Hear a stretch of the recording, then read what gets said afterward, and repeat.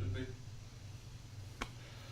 Hello, welcome to our new stream of consciousness. My name is Freeman Michaels. I'm running for Congress in the 52nd District. And I'm Danielle St. John. I'm running for Congress in the 49th District. The most important update, of course, is Twitch. We scheduled a live stream, and I'm not sure that it was successful, so I apologize. There was an event, and 8 minutes of Twitch got lost, so good luck with that. Sorry, Twitch. We did it again, and it's probably still not working, but to my 0 followers, my bad. That's Twitch. Do you want to start with the DNC? We're still left a little unsettled with the progressive dinner. And one of the things that really bothered me, not so much that the lack of solutions, I get we're still trying to do the same thing over again. We're just trying harder. And that makes some sense, not a whole lot. It was kind of like unrig the system. But here there was a specific insulting thing where they started chanting, this is what democracy looks like, to get the crowd rallied up. And I understand you want to rally the crowd up, but when you are the institution that threatened democracy in the first place, and you are the institution that intentionally cheated, or at least made it more difficult, then you probably shouldn't rally the crowd up and saying, this is what democracy looks like, cheating, cheating, cheating. And it really felt like a psychological manipulation to me when you were getting people excited that they just got cheated. Mm-hmm. It's like that's such a psychological mind. I mean, that is gaslighting 101 right there. Mm-hmm. Not to mention, I think the event was a bit pricey, and none of us got food. And that was so awesome. And I didn't even think about that. It's like, yeah, they were marketing, hey, we're here for dinner, and it's a meat like the dinner line was. It's like you sound old complaining about the dinner line, but it was really for the amount of money we paid. Mm-hmm. It's like you didn't get much. Yeah, well, yeah, exactly. And then so I was actually very excited to meet a lot of really amazing people at this event, and I did. But it seems like that event really wasn't for meeting people. Mm-mm. It was more for being talked at, like, you know, just almost like lectured to. Yeah, like just, and it was all about problems and like, and then people, you know, so now I'm sitting here and I'm sorry, I'm not really here to you know, listen to speakers. I'm here to talk to people, right? So I got to meet some really amazing people that, you know, in my district, and we actually started to like put our heads together and plan some stuff, you know, like actually get some stuff done. And these people come in and start like, shh, be quiet, listen to the speaker. And Freeman's like, okay, well, you know, I guess it's a little respectful. Like, should be right in front. But the interesting part I thought about that was that no one ever thinks that if the audience isn't listening, maybe we ought to adjust the speakers. And not necessarily that one night. It's not like you can call an audible and tell the speakers to be more interesting. They're already probably stressed out as it is. But it's almost like, and this is going to go dark here, but there is that book, and I forgot the name of it. I think it's called They Thought They Were Free. And it is a book about lessons learned from the Holocaust. And they talk about all the things leading up to what was, you know, their history going south. And in the book, it keeps repeating that, saying all the signs were the same, all the events were the same, but there was a spirit lost. And I feel like that's kind of at this event. It's like we're all cheering, but we're not really happy. And we're like, God, this is just not working. I didn't share. Well, that was like I saw that energy around. I'm like, is this really what democracy looks like? And I was a little disappointed with that. It's not what democracy looks like. People should have been yelling at these people. And it was the same. Or it should be like problem solving. And it wasn't even about Bernie. Like they used the whole Bernie name. It was in the background. But it felt like standard DNC stuff. Well, and it was kind of unfortunate because like I was there to like I went to another Bernie event in LA, and it was really cool to like see. So it was completely different than this. It was almost like the DNC or the California Dems like kind of like took hostage of it and to push a message, go figure. And but you know what? And so there was a little bit of that spirit in the room that, but it was definitely lacking. But those things were happening at the tables. That spirit was, going on between. Was the people behind. Was the people who wanted to talk and wanted to share ideas. And as soon as we started doing that and not listening to the establishment, they said, if you want to have a conversation, get out. So I left. Like I just got up and left. Like there's okay, like I already dumb exited once. I guess I can do it again if you know, want to get You it on never came film. back.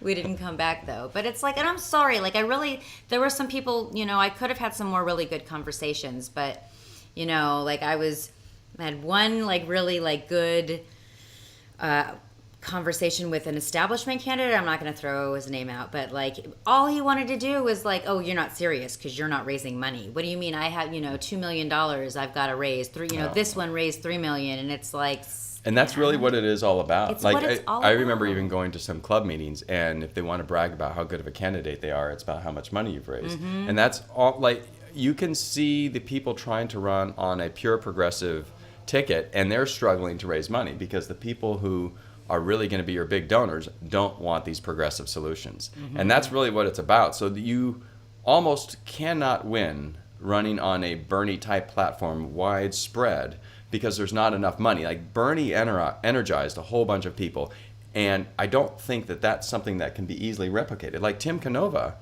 should have been made tons and tons of money because he was almost like a Bernie guy. He was a super pro Bernie guy. Why he probably also got cheated, but there's not that much money in that super progressive category. And if you go progressive light, then you can fundraise from all the same people that fundraise with the GOP. right. And if But of course, you're not going to be able to do the progressive things that you want. And you're certainly not going to be able to talk about some of the stuff that we're going to talk about in terms of capitalism not being a good system and all that. Right. And so, and on that note, if there's local independents, Greens, like anybody who's running like a corporate money free campaign, who's, you know, like maybe just look around, like do a little bit of research in your districts and see if there's a candidate out there that needs help even raising the money to get qualified. There's some horrendous fees associated with this stuff, and so It's actually really stupid when you look at. I'm not actually doing a lot of the paperwork, so thankfully I'm hiring someone for that. But the amount of work that you would have to do as an independent is stupid. But it's all stuff that's easily done if you use the party machine. Like just getting signatures can be a pain if you're going to do it all yourself because no one really wants to bother with that stuff. But if you have a party people, then you already have enough people that are willing to sign. You can just have one party signature thing, and that's a nice advantage. But so, yeah, whatever. That's actually a good point too. Like, so if you don't even have any money, like maybe just call and see if that independent or, you know, corporate free money free candidate needs some volunteers on their campaign. Yeah, just for throwing sure. that out there. There's lots of ways to help. For sure. And let's see what we got. A live stream coming at Stone Brewery at Liberty Station, and that's this Thursday from 6 to 8 p.m. I think our live stream is at 7, and then we're going to be there from 6 to 8 p.m. So come on by and have a beer. And we actually have a few signatures to gather to actually get on the ballot, so it would be great if you could do that there. But really, we just like to see people and stop by and have a beer. And then at 7 o'clock, we are going to do a live stream from there. Okay, I think we're ready to dive into our actual topic.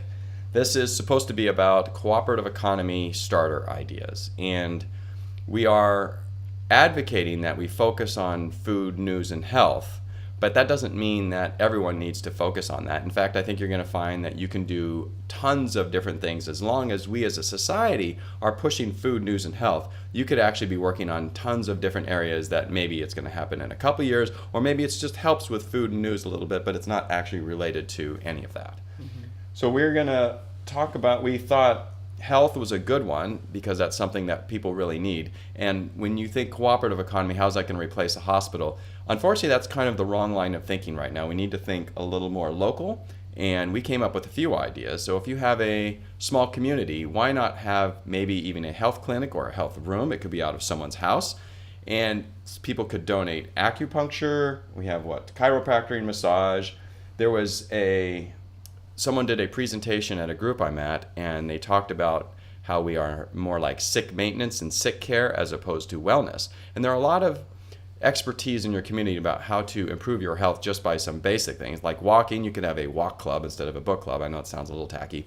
But there's also some equipment you could purchase, or one person could purchase, and the whole community could use it. And one of the things I'm thinking of, I believe it was called a reformer. And you attach your feet to it, and you can either go horizontal or vertical, and that actually helps your back. So a lot of these people have back problems and blood flow problems, and just having access to this once a week, once a day, more or less for free. All you would need to do is volunteer at this clinic, and your community would then be better health-wise just merely by participating in this one little health clinic. And I say clinic, it's not even necessarily a business. It's just the community getting together and working together.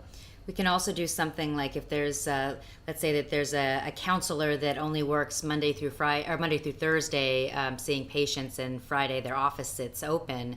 Maybe they can donate to, a group of counselors who, want to treat patients for free in their office one day a week or something like that, or one day a month. Or, just think about how many people with mental health issues could benefit from something like that. Absolutely. And that's just something that we can offer in our spare time now. That's just a few things. Right. And that's a lot of this now is people are thinking I have to drop my job and do something else. Think of it as like, unfortunately, I know everyone's busy, but think of it as an additional project we could do for 1 to 2 years that will eventually pay dividends back to your community, and it will eventually yield or result in more free time. And we thought of a fun one with the health clinic example, because you had a friend that was a nurse because she wanted to help people, but in our health sick care system, it's actually quite difficult to really help people. And this person was also a singer. So she could go to this community clinic, and while people are getting massages and acupuncture, just sing. And that would be a beautiful thing to have. Who wouldn't like having a nice, relaxing atmosphere with this person was an opera singer, but whatever. It's like whatever you can contribute. Mm-hmm. That would be something that, sure, it would be a little expensive if you were going to pay a professional singer. But if people actually want to help, that will be a way that they contribute. And it really has nothing to do with food, news, or health, but you're still contributing to the community, and you're contributing to the general wellness, even though you may just be a singer.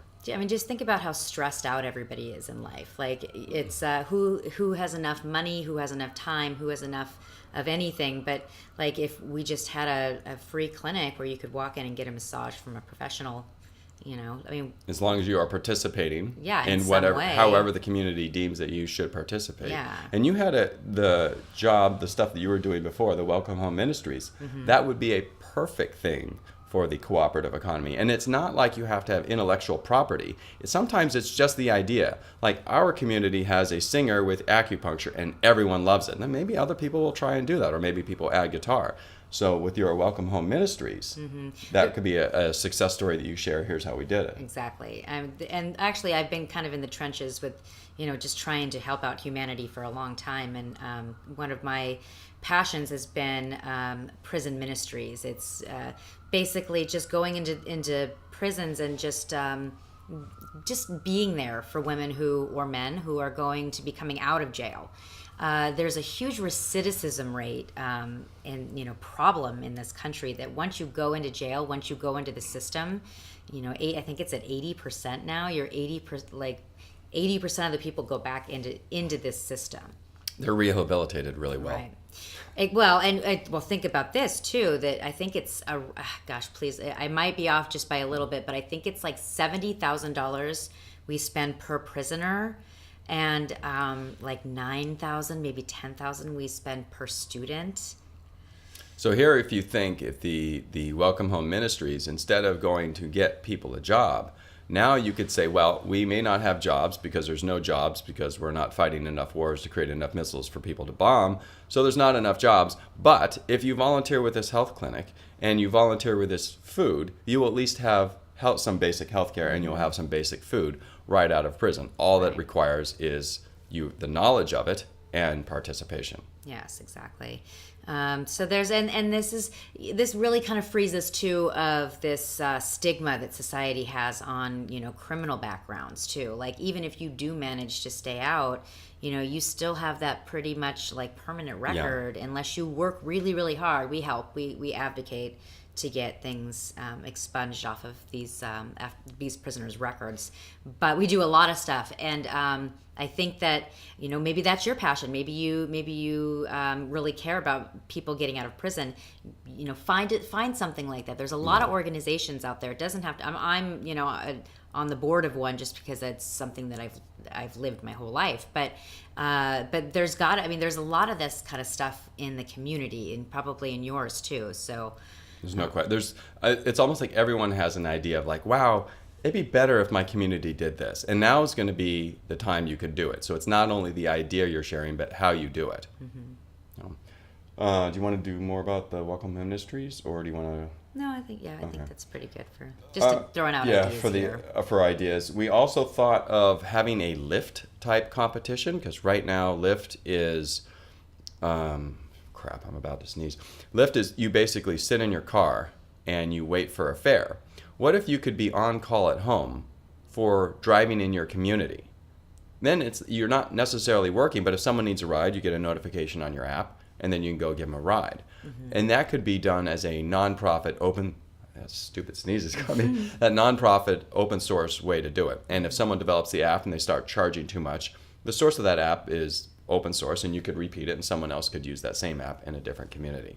And that would be a great way to start with transportation, using what we have. It's kind of like Airbnb, except with a car. And you don't have to sit in a car waiting to work. So you could help your community if you need it. If not, then you don't. And however the numbers all work out, once one community figures it out, another community can take that data and say, oh, well, here's a better way to do it. And that's just another example of a simple way that you can kind of unlock, a way to get into this cooperation, right? So, like let's say that you sit at home, for a couple hours, every day or every week. You can just log in for those couple hours, and now you've got access to the health center. Now you've got access to whatever else is online, the food, whatever else is online in your community. And what you have to do to participate in those things all has to be decided by the group running that. And it's generally should be, I would recommend a smaller group running it.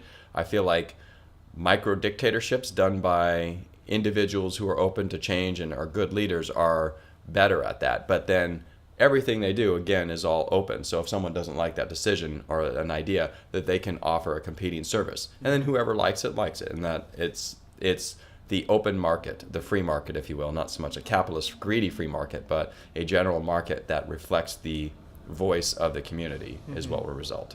Right. I was thinking you can even do something like a cooperative cul-de-sac, you Sure. can cooperative neighborhood, there you can start small. It doesn't matter what scale you can. Let's say that you've got some money set aside, or you just don't know what to do with. I'm sure there's lots of people watching like that, but you can fund something bigger. You can or you can just start something smaller with your own neighbors. It's not. This is how this is how our communities choose to make it at this point. And if we decide to organize further, then we can, but if not, at least we can just get this started now. Absolutely. And this can't be a top-down thing. And we thought about offering details and whatnot, but it really shouldn't be us. It should be everyone figuring out the best way to do it. And some communities will have one way, and other communities have another way, and that's good. It's anytime you do it and you share your experience on the internet and social media and whatnot, it's a good thing because we can learn how to do it.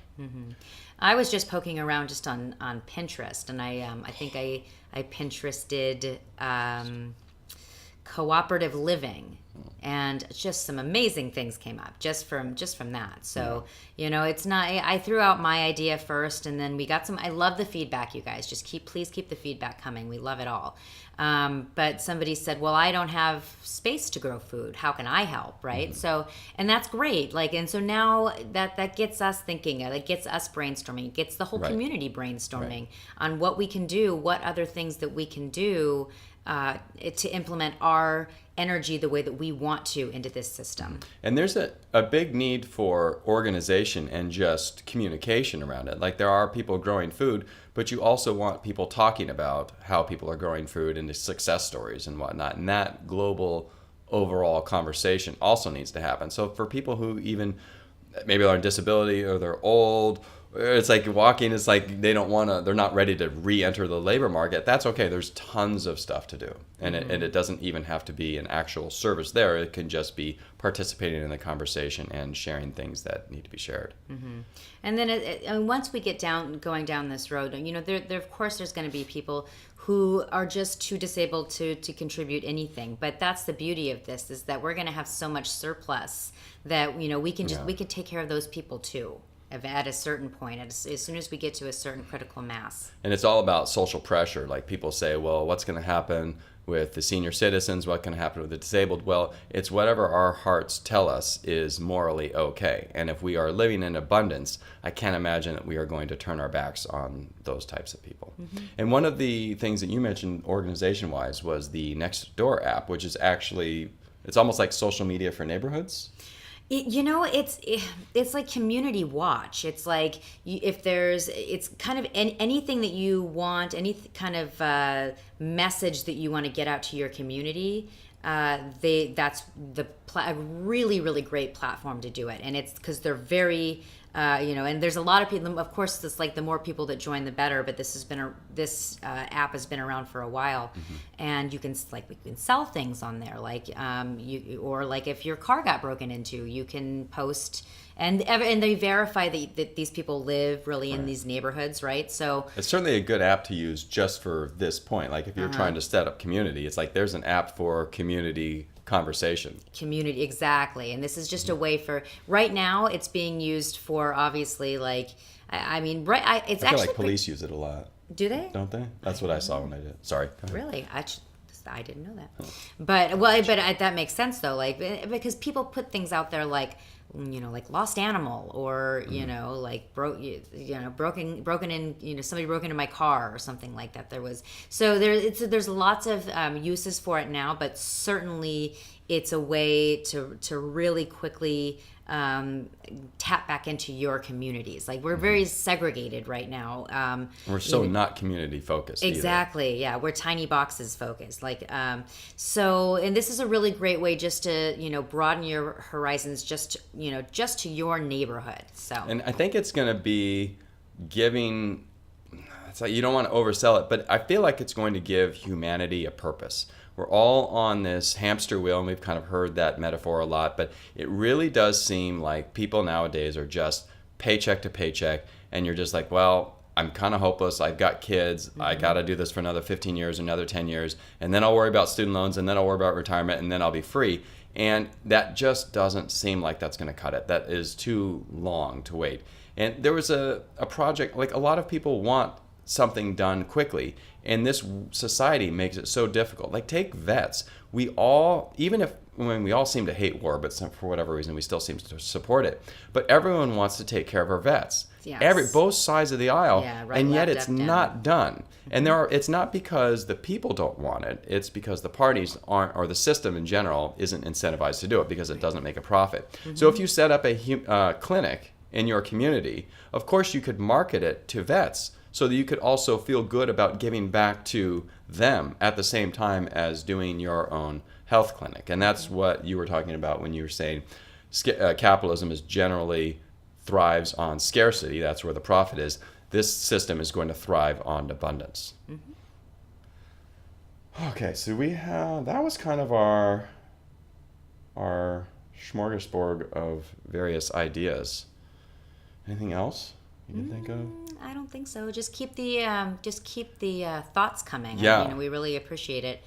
And this is one of those things where it's going to have to be an ongoing conversation. We've never tried to save the world before, so I don't quite know how that's going to work. Mm-hmm. But I don't see how cooperation can fail. If we can make our world this good while we're fighting the crap out of each other, if we just start cooperating, the abilities, the possibilities are off the chart, and it's something that would just sound crazy. But once you get into the concept of maybe a cooperative building where that takes money and resources, but that's 5 or 6 years down the road. Having a whole cooperative building that is sustainable and self-sufficient and providing healthcare, food, laundry, and everyone has a nice view, it's like that is very achievable and actually quite easy. We just have to shift our focus to cooperating with our communities so we can actually not be dependent on pretty much all the institutions that want us divided and fighting. Yeah. It'll be fun getting to know our neighbors, I think. Yeah. I think we've got I have some pretty good neighbors. I do like the idea of giving us a purpose. Like we had the Freedom Gardens before, now we're going to have a purpose of building community. I think that's a good way to go. So I think we're going to start doing these live streams on Mondays. So we'll kind of dedicate it to what we're doing with, if there's current events to talk about, we'll talk about them. We just don't want to like schedule time if there's nothing to talk about. Yeah, we don't want to give you 30 minutes of news if there's 5. Exactly. Yes, and so we'll just stay working on it on Mondays. We'll start to go into the comments and just pick out ideas and start implementing them, or talking about giving them to you guys, see how you guys can implement them. Yeah, if you have ideas and whatnot, we're definitely going to read all the stuff on the internet that you guys post, and any idea, it's a good idea, because you never know what's going to spark an idea, or maybe even spark the idea of an idea, and then there's someone that says, oh, well, I could do an app that'll do this, and all of a sudden something else becomes stupidly easy because there's an app just to kind of get started. Right. So once you understand the concept, it's like, your own passions, your own things that the things you want to put your energies into, the things that you know about, your wheels are going to start turning, and there's really no stopping us from there. Exactly. That's so true. Once the idea of cooperation takes off, there is no stopping us, because what can other people do besides come in with guns and whatnot? And it's an interesting fight in and of itself. But if you don't need any other institution, you only need your neighborhood for your food, news, and health, and in general your housing. You may have to participate in capitalism to pay for that for the time being. But that's a freeing feeling. That is something that most people don't feel. The amount of people that are living paycheck to paycheck and dealing with stress and dealing with real stress, not just like, oh crap, I'm not going to be able to pay this bill and they're going to come after me. There are people who aren't getting surgeries done because they don't have enough money. And there are people who aren't helping, say, vets because they just don't know what to do. And this changes all of that. Or how about the people who are, eating really bad food for them because they can't afford good, because it's cheap. Exactly. Like, think about just this basic, because everybody eats, right? So this is a really basic exercise. It's just think about if you and your friends and family didn't ever have to worry about getting fresh fruits and vegetables again. Yeah, because your neighbor keeps bringing you eggs all the time, or fresh fruits and vegetables. Backyard chickens for president.